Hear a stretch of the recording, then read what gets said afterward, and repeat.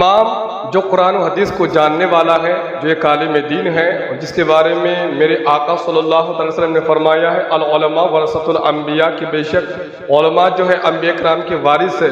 तो मस्जिद का इमाम ये कह रहा है कि संदल शरीफ जो है ये अल्लाह के वली का संदल जो है ये शरीयत के मुताबिक निकालना चाहिए।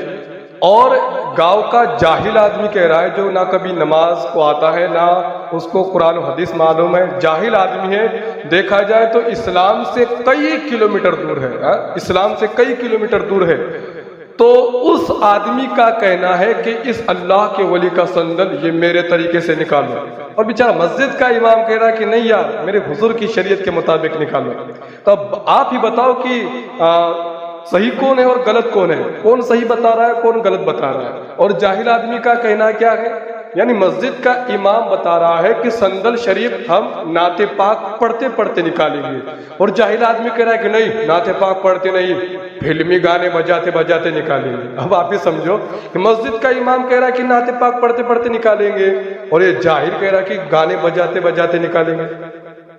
मस्जिद का इमाम कह रहा है कि दरूद पाक पढ़ते पढ़ते निकालेंगे, जाहिल आदमी कह रहा है कि नहीं बयान बजाते बजाते निकालेंगे। मस्जिद का इमाम कह रहा है कि अदब के साथ चलते चलते निकालेंगे, जाहिल आदमी कह रहा है कि नहीं खूब नाचते हुए कूदते हुए निकालेंगे। मस्जिद का इमाम कह रहा है कि देखिए पाक साफ होकर बावजू सर पे टोपी सुरमा अतर लगाकर निकालेंगे। तो ये कह रहा है कि नहीं नापाक होकर शराब पीकर धूम मस्ती करते हुए निकालेंगे।